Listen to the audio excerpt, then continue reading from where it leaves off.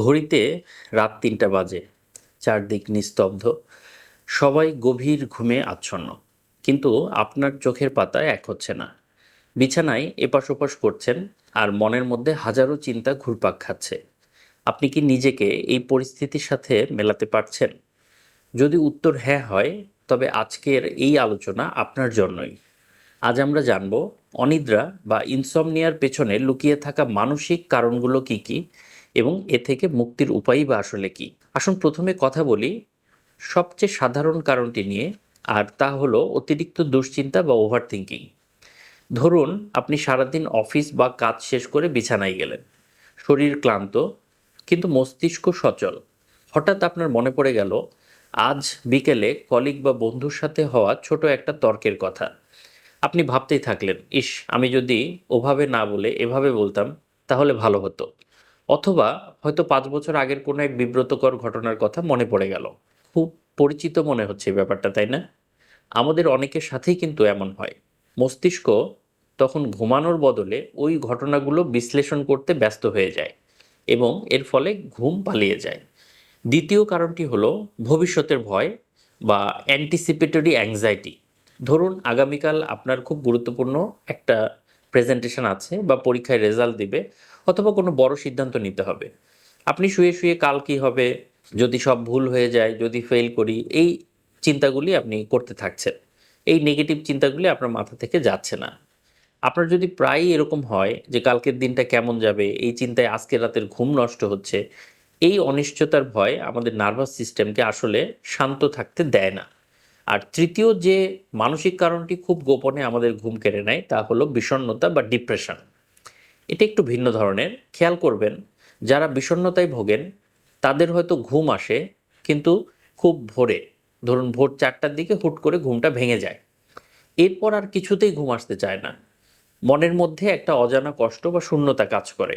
আপনার কি কখনো মনে হয়েছে যে খুব ভোরে ঘুম ভেঙে গেল, কারণ ছাড়াই মনটা খুব ভারী হয়ে আছে?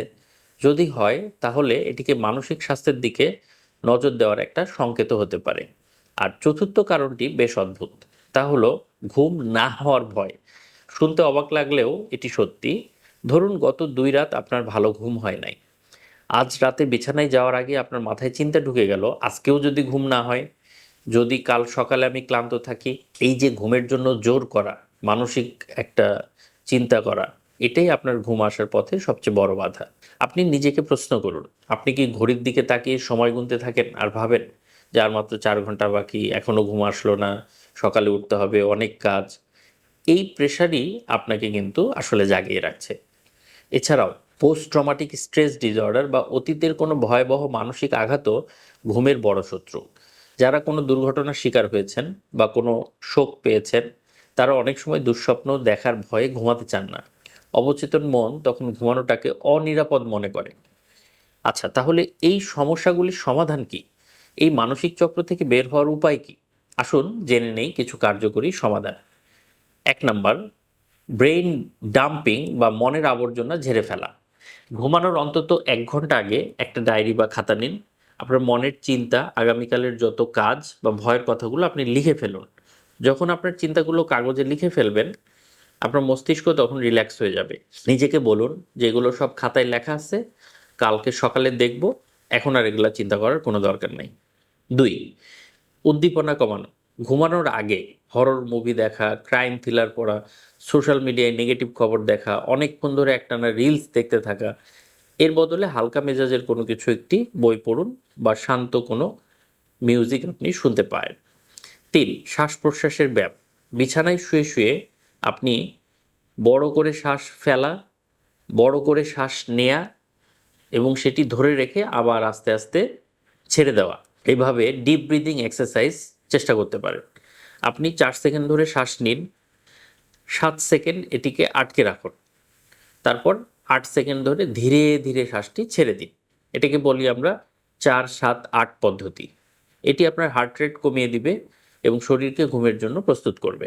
আরেকটি উপায় হলো, আপনার বিছানাকে শুধু ঘুমের জন্যই ব্যবহার করুন। বিছানায় বসে কাজ করা, খাওয়া দাওয়া করা, ফোন ঘাটাঘাটি করা, এগুলো করবেন না। আপনি আপনার মস্তিষ্ককে শেখান যে বিছানা মানেই হলো ঘুম। আর যদি 20 মিনিটের মধ্যে ঘুম না আসে তাহলে জোর করে শুয়ে থাকবেন না, উঠে গিয়ে অন্য ঘরে যেয়ে একটু হাঁটাহাঁটি করুন, বই পড়ুন, ঘুম পেলে আবার বিছানায় ফিরে আসুন। মনে রাখবেন, একদিনে সব ঠিক হবে না, কিন্তু আপনি যদি মনের যত্ন নেন, এই ছোট ছোট পরিবর্তনগুলো মেনে চলেন বা মেনে চলার অভ্যাস শুরু করেন, তাহলে সেই কাঙ্ক্ষিত শান্তির ঘুম আপনার আসবেই। নিজের মানসিক স্বাস্থ্যের প্রতি যত্নবান হন, কারণ একটি সুস্থ মনই একটি ভালো ঘুমের চাবিকাঠি। সবাই ভালো থাকুন। আপনাদের সাথে আবারও কোনো গুরুত্বপূর্ণ টপিকে দেখা হবে। আসসালামু আলাইকুম।